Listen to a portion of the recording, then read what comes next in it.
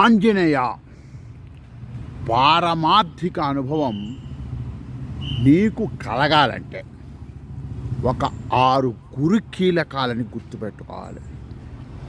ఏమిటంటే, నంబర్ 1, నీకు గోచరించే విశ్వం ఆధ్యాత్మికం, అధిదైవికం, అధిభౌతికం. అర్థమైందా? ఇక 2, నీలోనే ప్రపంచం ఉంది. 3, ఆయా అవస్థలు స్వతంత్రమైనవి. 4, ఒక అవస్థ అనుభవిస్తున్నప్పుడు ఇంకొక అవస్థ ఉన్నది అనే భ్రాంతి వదులు.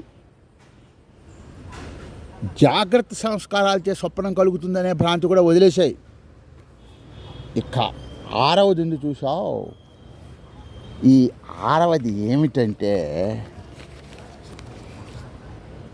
తనలో జాగ్రత్త జీవత్వం కానీ స్వప్న జీవత్వం కానీ లేనందున తాను జాగ్రత్త జీవుడును కాను, స్వప్న జీవుడును కాను. మరి ఎవరు ఆ జీవుల రాకపోకలను నేరుగా తెలుసుకొనుస్తుంటూ సాక్షియే తానని మరల మననం చేసుకొనవలెను.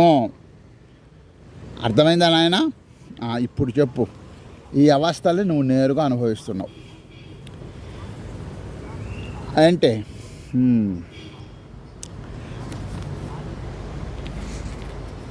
ఇక ఏనాయనా, ఇప్పుడు